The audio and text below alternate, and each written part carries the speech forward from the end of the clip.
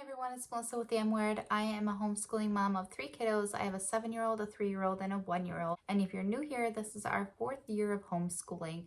Today is a collaboration with Abby from Rooted and Rest and Jessica from the Waldock Way. They are doing a homeschool show and tell. The November open collab is homeschool planning. If you've been around my channel for a while, you kind of know what I do already. I'm just kind of a hodgepodge mess and do my best. I will link my Dropbox below that will have the link for my weekly checklist and a link for a few of the other things that I use to use our homeschool. So basically I work almost primarily out of this binder. So homeschool planning wise, every Saturday or Sunday, I come in here and I fill out our weekly checklist. It has what week of school we're on, what date it is, the days of school we've been doing school in, what book we're currently reading, the unit studies that we're currently doing, and then sometimes over here there's extra notes that I might need.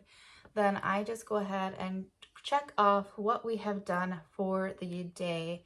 And I had started putting green on here so I know, like, if I want to do it twice a week, I tried to put the green on the ones that I would prefer to do it on. But as you can see, like handwriting, I prefer to do Mondays and Fridays, but we didn't do it until Wednesday this week. Or like down here, I like to do teaching textbooks on Tuesdays and Thursdays, but we did Matthew C on Tuesday and Wednesday and teaching textbooks on Monday. So I do keep things very flexible. However, if I don't also kind of plan where I want to do it. So like if I have Night Zookeeper 3 days a week, which that's wrong because she's done Night Zookeeper today and I didn't mark it off. So I have it where she was supposed to do Night Zookeeper 4 days a week and I want her to do it Tuesday, Wednesday, Thursday, and Friday. If I do not, I found write out this green section, it will be Friday and I will realize that she has none of it done. I'll do this or that here and there all week and then realize on Friday that there's a ton of stuff that did not get properly distributed throughout the week. By doing it this way, I can clearly see when I do something early, I can clearly see if I'm behind on something, and I can clearly see what we need to catch up on. Inside my binder, I keep the trackers for All About Spelling and for math, for beta math. And then we have some turkey stuff in here right now. I also pull out the lesson. I also pull out the week that we are on Bookshark. And I pull all those pieces out and put them in here. I pull the week out that we're on History Quest and pull those pages out so we have them to work on.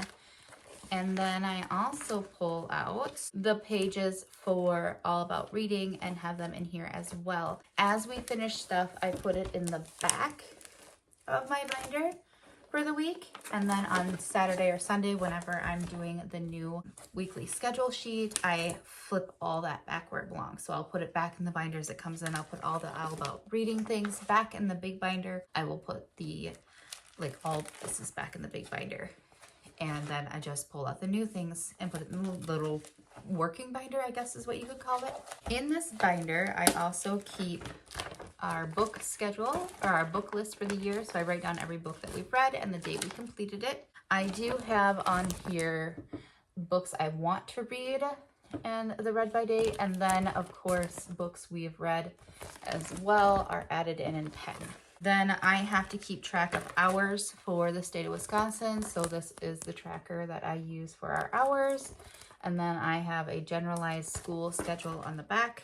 And I have a unit study plan as well. I have extra weekly checklists so I don't have to print them every single week. I keep our old weekly checklist in here as well. And then I keep copies of the history log for History Quest. And I keep the copies of the History Quest coloring sheets that go in the history log and copies of the map. So I have these all readily available once we need them because I don't want to be sitting there in the middle and have to go pull out the bigger binders and pull all that stuff out. So it's just easier to have it in the binder already. But that is what I keep in the binder. I also have this fun little caboodle thingy that just kind of gets pulled around with me as well. This keeps a lot of stuff in it. It keeps our daily writing, traits of writing because it's a small book. It keeps out All About Spelling because it's also a small book.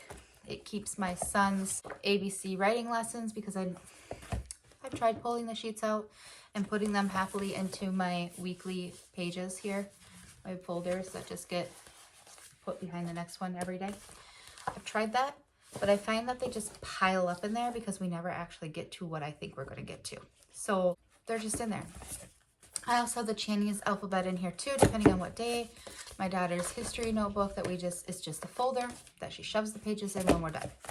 Then we have the All About Kingdom unit because it is small and we are going through that now.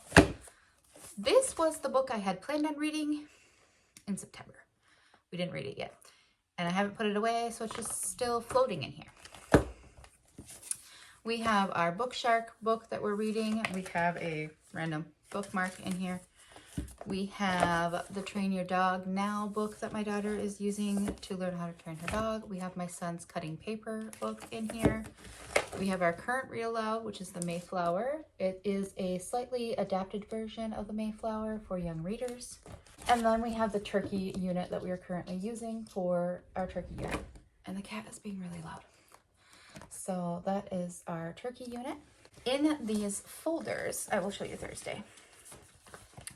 It has just kind of like a what I want to do for Thursday, and then it has any of the loose papers that we might be using. So right now I have like a Dear Santa letter thing for the kids to do. I have the pulled out sheets from their geography, an election piece right here quick from history class that I wanted to go through with the kids quick. And Friday you'll find basically the same thing. It's just the consumables. I have the list of what I kind of want to do. I have her math test.